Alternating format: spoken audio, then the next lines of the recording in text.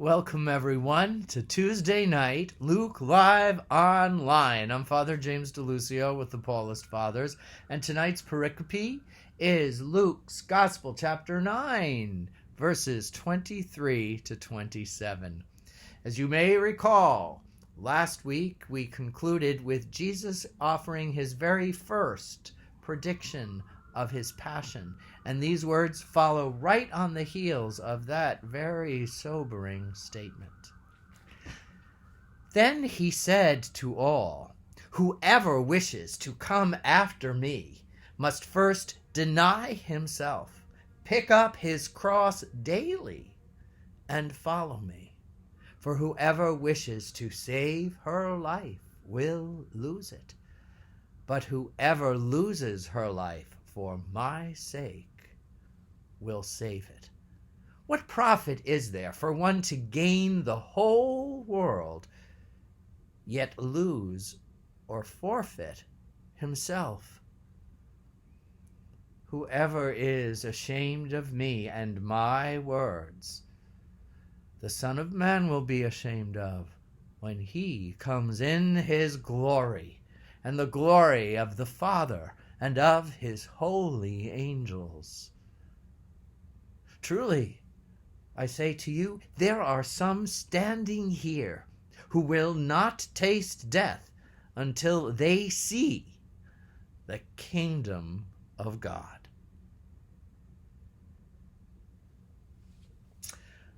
Powerful words, shocking words, astounding words, and confusing words.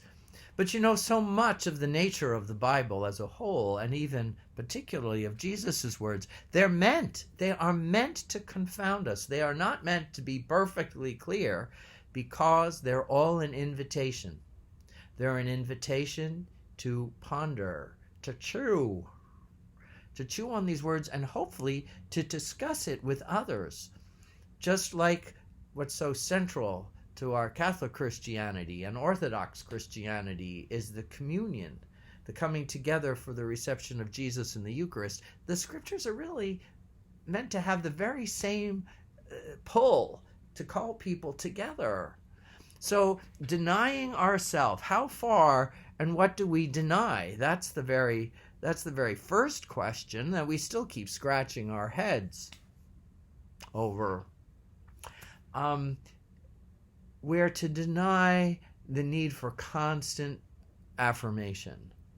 We're to deny, in a sense, the ego dynamics. We're not to deny our talents. Remember, elsewhere, on 2 occasions, Jesus says, "Don't hide your light under a bushel basket."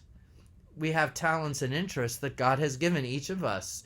Commonality, distinctiveness about us. So it's not that. It can't be that, because the talents God gives us and the interests are what make us fully alive. And that is God's purpose, for us to be fully alive. There has to be joy in faith. And if there's no joy, we're not getting it.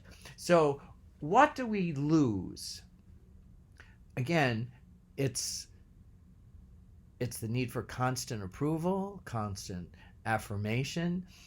We need to lose that sense of our worth, our self-worth, coming from how well we do with everything.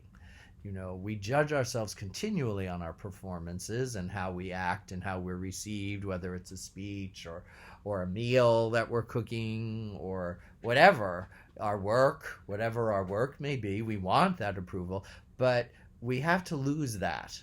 If we have it, wonderful. But we need to be rooted in the Lord. Our confidence comes from him. And therefore, we do our best. And if we're not able to do our best, or we've shirked, what's the word? Shirked our work or whatever, then we just humbly say, "I failed. I made a mistake, or I didn't do it right. I let the ball drop." But then we're not so defeated. We're not so shamed by this. There's so much shaming in this world too. So that's part of losing ourselves. That we're detached enough that we try to do our best. We're not so into how many people are watching this, for example. So we have that. Then to pick up the cross daily is the deep reality that life is difficult. It is difficult. There are many joys, but there are great difficulties. And part of us want to be like children. Why? Why? And it's unfair. And there is. And it's human. But Jesus doesn't want to stay there. Picking up the cross is loving God with our whole being and our neighbor as ourselves, and just to acknowledge, that is very difficult. Sometimes it's very, very difficult. And yet we're all in this together in our communion, and so we persevere or we withdraw from the midst of a hateful argument. We don't continue to throw more logs onto the fire, etc., etc. That's picking up the cross. Picking up the cross is also because if we have denied ourselves, I'm not concerned if you're going to act angry to me speaking truth. And I can expect that when I'm really speaking the truth of something, not every people are going to be upset with it. Not everybody, thank the Lord. There are a lot of people who want to know the truth of things, but that's picking up the cross. I'm going to expect when I'm really defending something that's right, or defending somebody who's been falsely accused, or even who's been accused and might even be guilty, but the anger and venom at them is inappropriate. It's uncharitable. So all those things are picking up the cross. So to deny himself or herself, pick up the cross daily. Again, Jesus was such a great realist, right? It's an everyday commitment. It's an everyday commitment, like love, right? Our love, we love our families. If you're blessed to have a good marriage, you love your spouse, but we can't feel the love all the time. It's not humanly possible. We're distracted. We're thinking of our achievements or whatever. So we have to make the decision. I don't feel it, but I will make the decision to love you today, and the feelings will come back as the ebb and flow of being human. So we have that just to gain the whole world, if we're really out for the world's approval and recognition.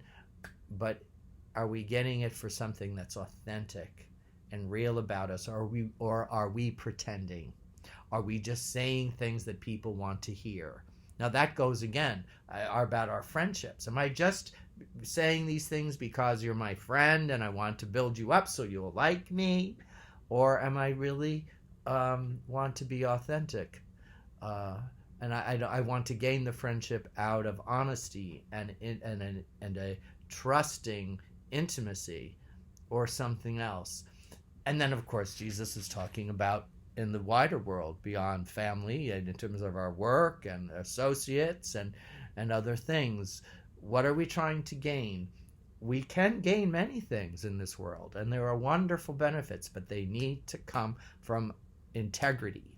They need to come out of faith, hope, and love if we say that we really want to be a follower of Jesus. And then truly, I say to you, there are some standing here who will not taste death until they see the kingdom of God.